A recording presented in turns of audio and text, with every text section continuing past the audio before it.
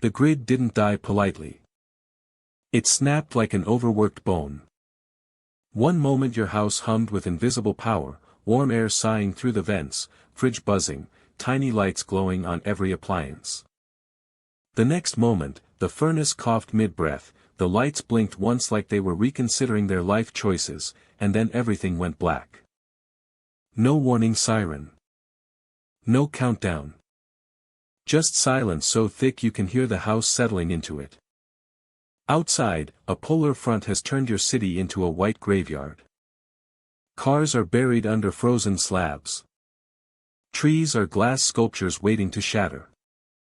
The wind screams down the streets like it's happy to finally own the place. The temperature is falling faster than your phone battery, which is already on its last miserable bar and sinking.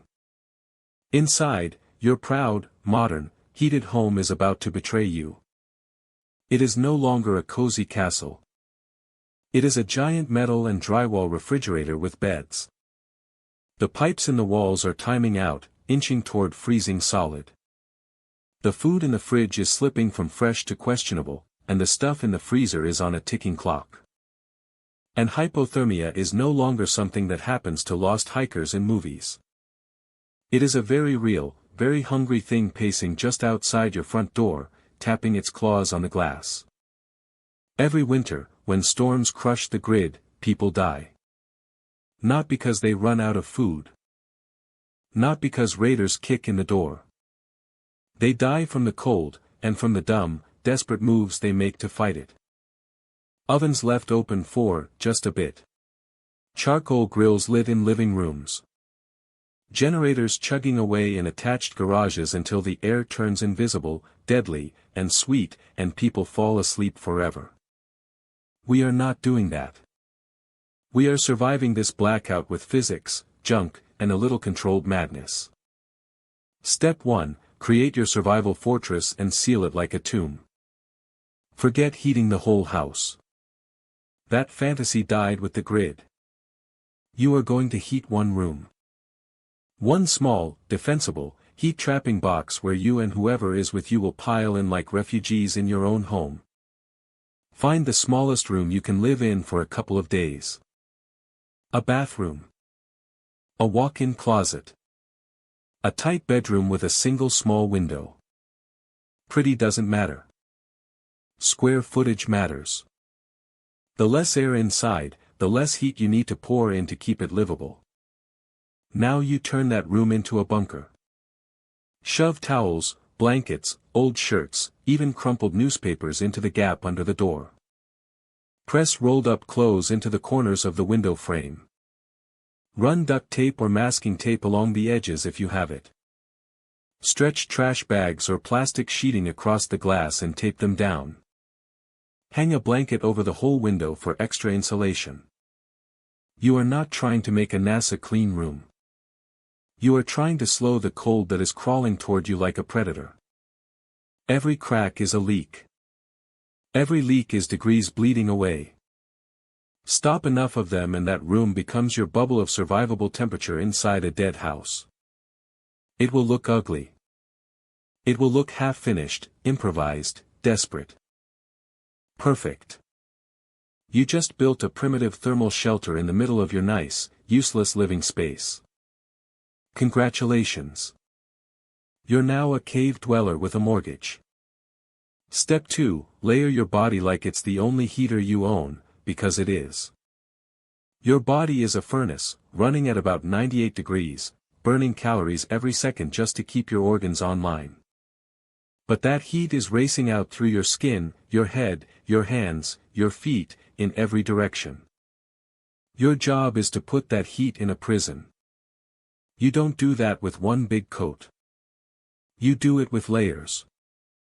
Start with a base layer right against your skin.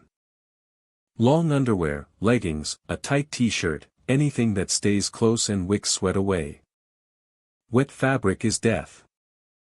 Then add a middle layer, something fluffy that traps air. Fleece, hoodies, wool sweaters, even 2 or 3 lighter shirts stacked. Finally, an outer layer that blocks drafts. A winter jacket, a big coat, or even a blanket wrapped and tied around you. Cover your head. Your brain is a calorie-chugging monster and your head has almost no insulation. Let it bear to the air and you're dumping heat as fast as you can generate it. Hat, beanie, scarf, hood, whatever you can find. Put something on your hands. Gloves, mittens, socks pulled over your fingers if you have to. Double up on socks for your feet. If you have wool, use it. Cotton turns traitor the moment it gets wet. If you still have cold spots, cheat. Wrap yourself in extra blankets. Tie a robe over your coat. Stuff newspapers between layers. Look ridiculous. Stay alive. Here's the physics of what you're doing. Conduction steals heat when you touch something colder than you. Convection steals heat when air moves past your skin. Radiation steals heat as it leaks out into the room. Evaporation steals heat when sweat dries and chills you. Layers trap still air and act like a wall against convection and radiation. Staying dry cuts off evaporation. Sitting on something insulated, like a folded blanket, a yoga mat, cardboard, or a pile of clothes, stops the floor from drinking warmth through conduction. You're not just getting dressed. You are building a portable microclimate around your body. Step 3, let's talk about heat sources, the kind that help you live, not the kind that quietly erase you. Rule 1, burned into your mind. Do not use your gas oven or gas stove to heat a room. Do not bring a charcoal grill inside. Do not run a generator in or next to your house. Gas appliances and engines spit out carbon monoxide. It has no smell, no taste, no color, and it slides into your blood like a smooth liar, convincing your body it's getting oxygen when it's not. You sit there thinking, I'm just drowsy, and then your heart never beats again. Blackouts turn into obituaries this way every single year. So what can you use? Option 1, body heat. Get everyone into that one sealed room. Pull mattresses off beds and drag them in. Pile on blankets, sleeping bags, coats, towels. Cuddle up like a pile of puppies. Humans are walking 98-degree radiators. The more of you there are in one space, the faster that room warms above freezing. Option 2, safe indoor rated heaters. If you were smart beforehand, you bought a propane or kerosene heater that specifically says it's for indoor use.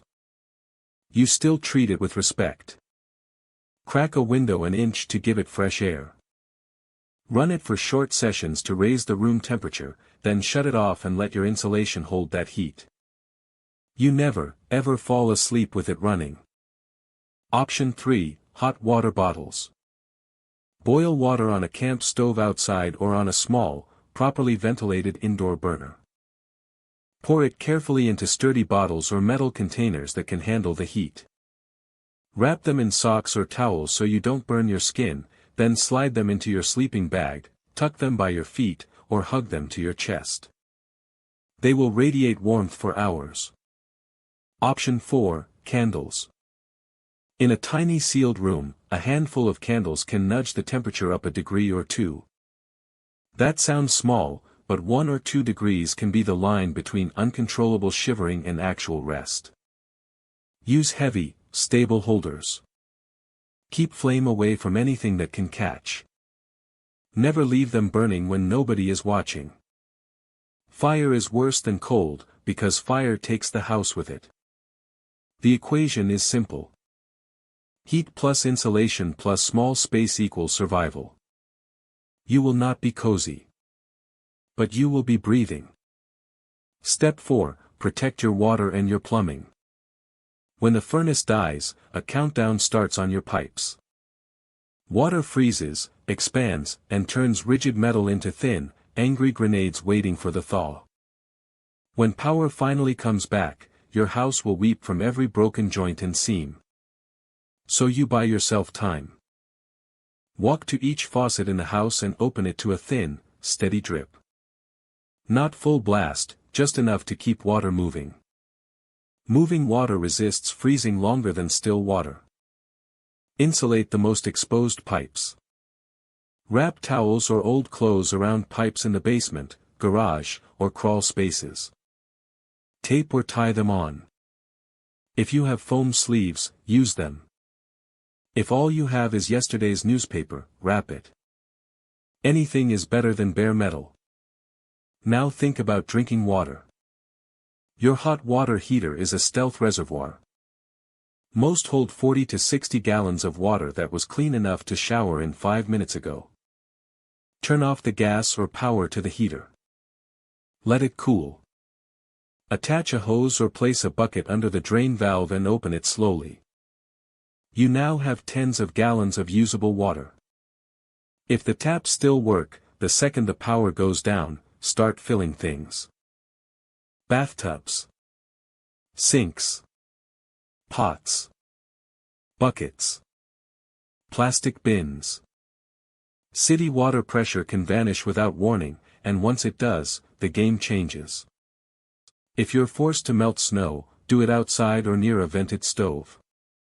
Snow melted inside a sealed room dumps moisture into air that's already cold, making it feel even more bone-deep and encouraging mold later. Melt outside, bring the liquid water in, and then purify by boiling if you can. Remember this, your body needs water to regulate temperature. Dehydration makes it harder for your blood to move heat around. You drink to stay warm as much as to stay alive. Step 5, Food Strategy for a Dead Fridge. Your fridge and freezer are now giant insulated boxes slowly losing the fight. Time to become ruthless. Rule 1, keep doors closed unless you're grabbing something. Every peak dumps cold air out and lets warm air in. Rule 2, eat in order. Start with the fridge. Milk. Leftovers. Fresh meat. Eggs. Anything that spoils fast gets eaten first or cooked and eaten soon. This is round 1. Then move to the freezer. A full freezer can hold safe temperatures for about 2 days if the door stays shut. Half full, maybe 1. If the world outside is below freezing, use it. Move frozen food into sealed containers and set them outside somewhere secure. You just turn the backyard, balcony, or fire escape into a giant walk-in freezer. Make sure animals can't get to it. After that, you're down to your long-haul supplies. Cans. Dry rice. Pasta. Oats. Peanut butter. Nuts. Protein bars. Anything that doesn't care if the fridge lives or dies. If you need to cook, do it outside on a camp stove or, if you're using an indoor safe stove, crack a window. Ventilation beats suffocation. Here's the science side again. Your body burns more calories in the cold just to keep your core temperature up. You're shivering, you're tensed, your blood is working overtime. That means you need more fuel. High-calorie, high-fat foods are your best allies now. Nuts, chocolate, peanut butter, oil-rich foods. You're not dieting. You're feeding the furnace. Step 6, Emergency lighting, because the dark is its own kind of threat.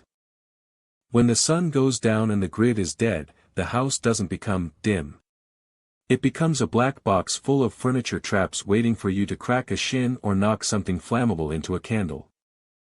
Use what you have. Flashlights. Headlamps. Battery-powered lanterns. Glow sticks.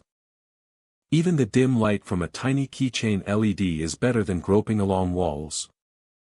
Stretch your resources. Use candles and oil lamps for static light when you're sitting and talking or trying to sleep.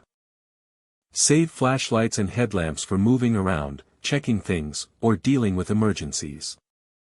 If you're desperate and down to your last candle and no batteries, you can improvise. Take a small glass jar or metal can. Pour in some cooking oil to fill the bottom half. Twist a strip of cotton fabric into a tight wick. Lay one end in the oil, let it soak, and drape the other end over the rim with a little bit sticking out. Light the dry end. You've built a crude oil lamp. The oil is the fuel, the wick drinks it up and feeds the flame.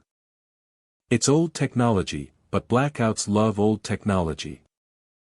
Step 7, Communication and Community. Isolation doesn't just feel bad. It kills judgment. It makes you make worse choices faster. You need information, and you need other humans. If you prepared, you have a hand crank or battery emergency radio. Turn it on. Scan for local stations. Get news about how widespread the blackout is, how bad the storm is, whether there are warming centers or emergency shelters. Information lets you decide whether to stay put, move, or call for help. Your phone, if it still has life, goes into conservation mode. Turn off Wi-Fi and Bluetooth. Kill unnecessary apps. Use it only for essential calls and short check-ins, not endless scrolling. A car charger can top it up, but never run a car in a closed garage. Crack the door or move it outside. Then look beyond screens. Knock on doors. Check on neighbors, especially older people, people with disabilities, anyone you know lives alone. Share what you can. Trade candles for batteries, water for food, information for warmth. In a blackout, the neighborhood becomes your tribe. Survival shifts from solo campaign to co-op mode. And then, maybe after hours, maybe after days, it happens. A tiny flicker. The low, distant hum of transformers waking up. The furnace coughs and roars back to life. Lights snap on, one by one, looking almost too bright for your bunker-trained eyes. You made it. That cramped room, those ridiculous layers of clothes, the dripping faucets, the scavenged meals, the improvised lamps, the shared blankets and body heat. All of it worked. You did not panic. You did not poison yourself with a stove. You did not freeze quietly in your sleep. You stared down a citywide winter blackout and stayed alive with scraps, science, and stubbornness. No underground high-tech bunker. No movie hero gear. Just you, your brain, and whatever was lying around the house. And if the lights never come back on? If the furnace never growls awake again? You still know what to do. You have the skills now. You have the plan. Welcome to the real end of the world. It's not a zombie horde. It's the cold. And now you know how to fight it.